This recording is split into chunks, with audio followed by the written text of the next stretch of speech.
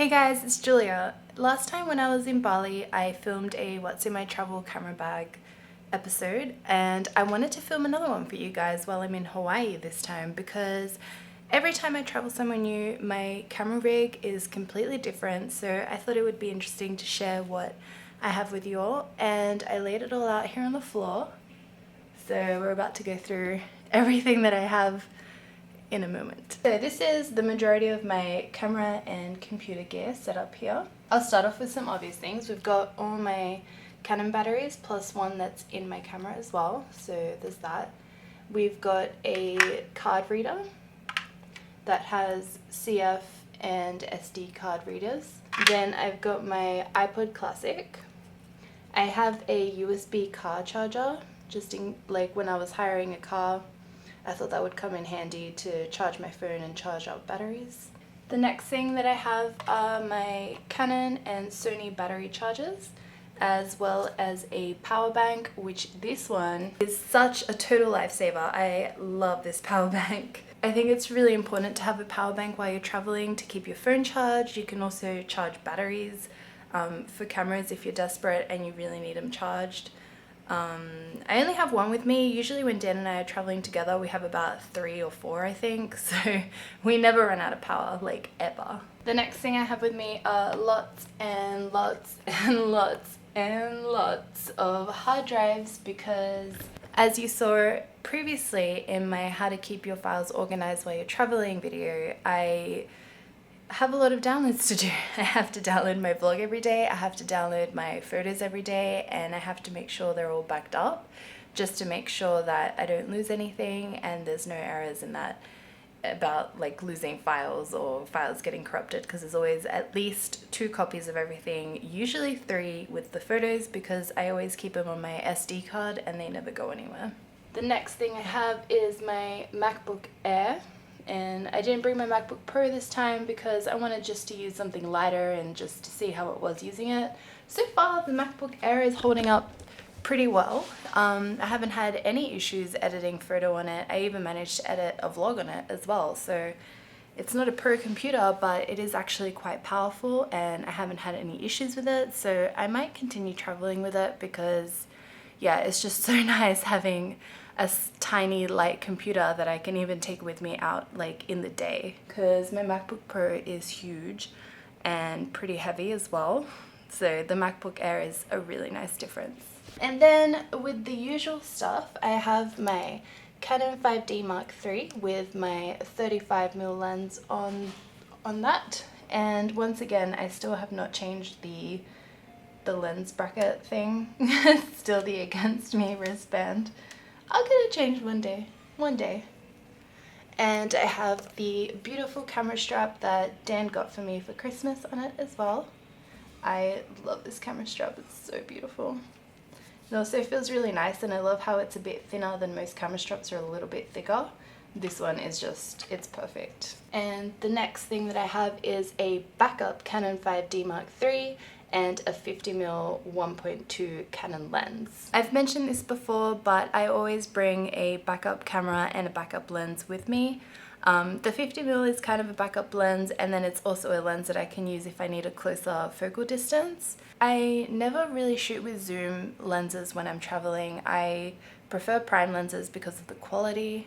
I know that when you use prime lenses compared to zoom, you have to bring a lot more lenses, but I find that the 35 and 50mm combination work perfectly for me when I'm traveling, and I never find that I need anything less or anything more.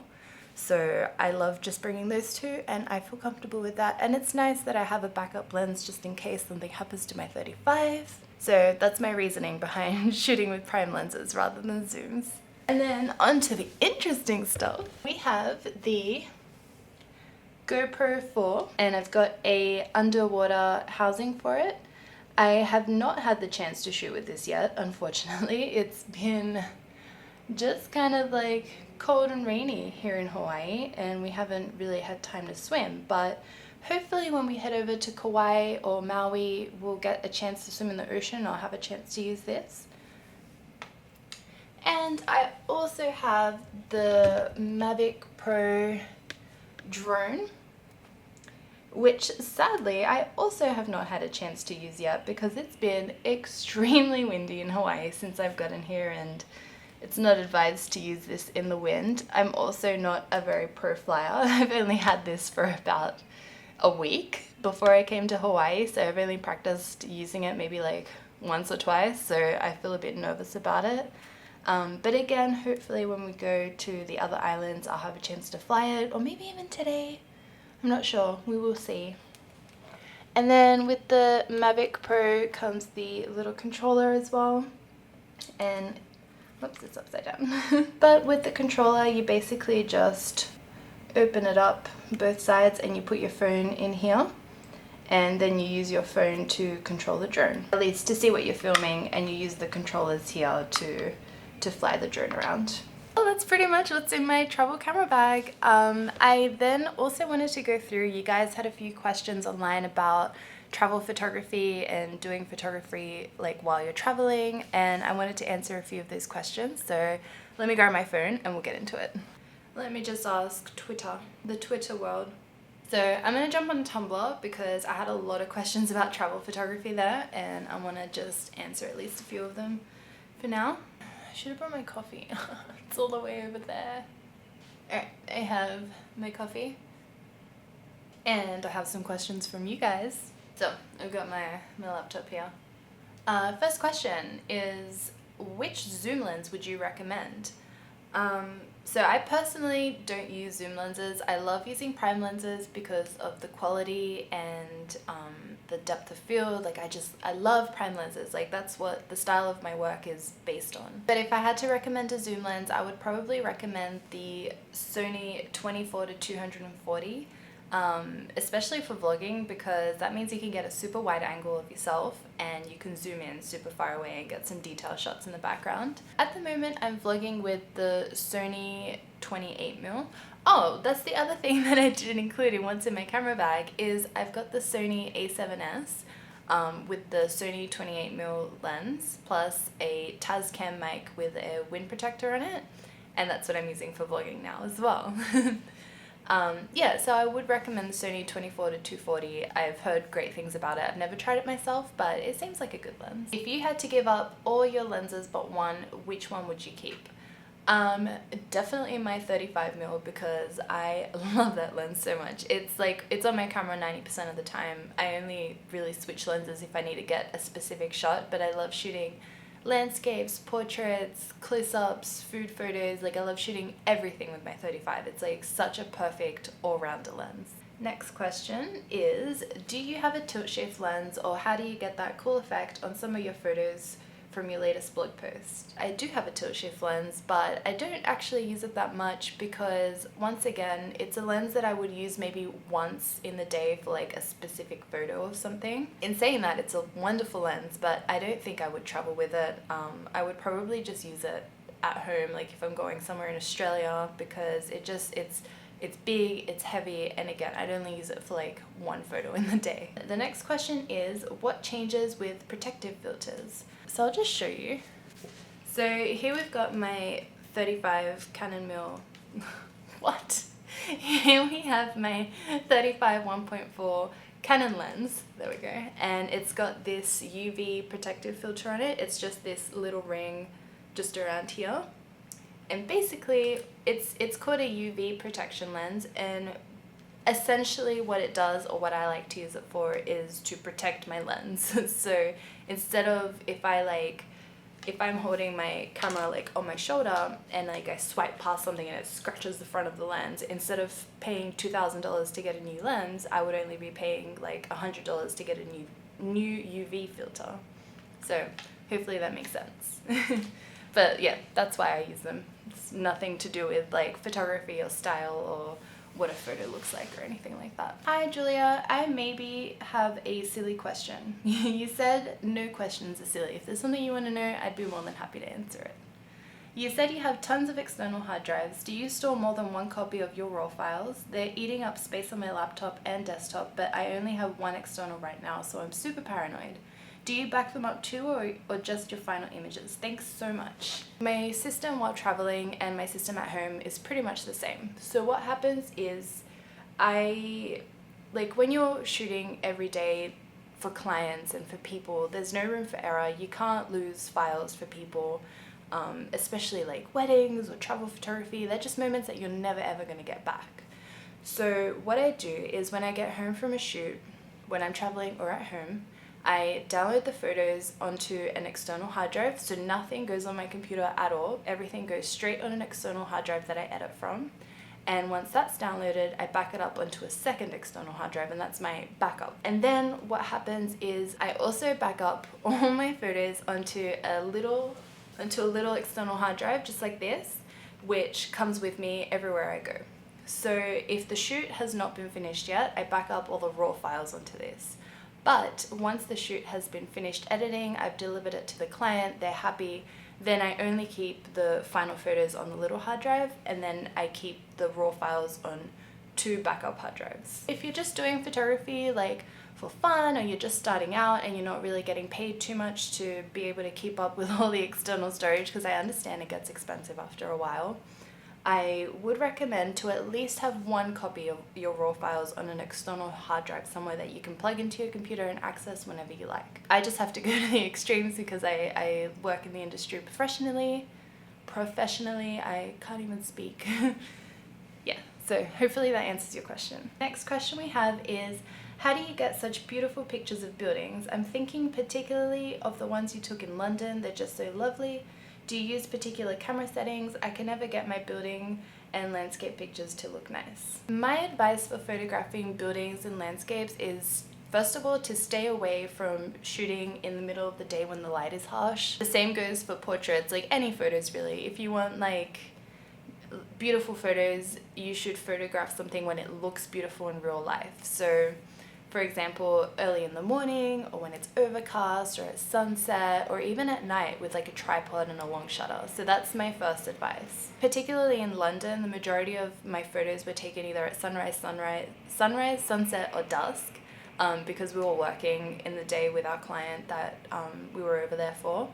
And so that's why there's like nice lighting in the photos and it looks nice. And then also with camera settings, I shoot the same way that I shoot portraits. I don't shoot the same like how other people shoot landscapes. I've heard a lot of people say that you need a super sharp aperture to shoot landscapes. I love shooting at 1.2, like that's just my style. So I would just set the settings for your camera to make the photo look the way you want it. So if you want like a soft photo of the landscape with like some blurry like trees or something in the foreground, you should set your aperture at 1.2 and your shutter at whatever speed it should be so the photo is exposed correctly.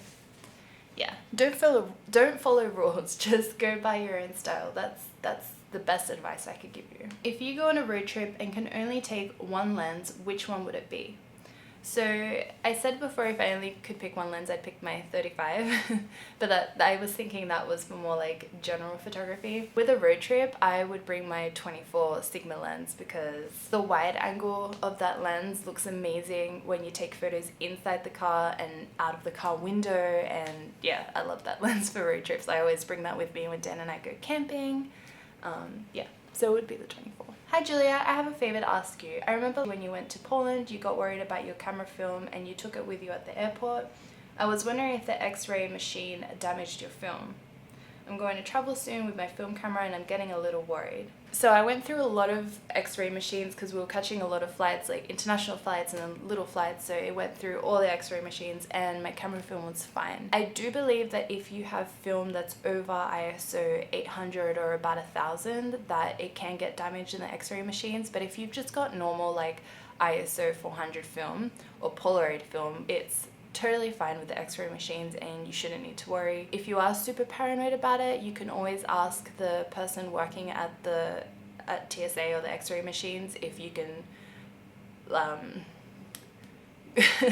not put your film through the machine, because I'm sure they'd be happy to help you. But yeah, you don't have anything to worry about. My film was fine. Next question is, what do you use to edit your videos and how do you edit the colors? I use Adobe Premiere Pro to edit my videos, and I use presets made by Dan that are available in Digital Film Actions, just like a slight promo there for ourselves. Yeah, and I use that to color my films.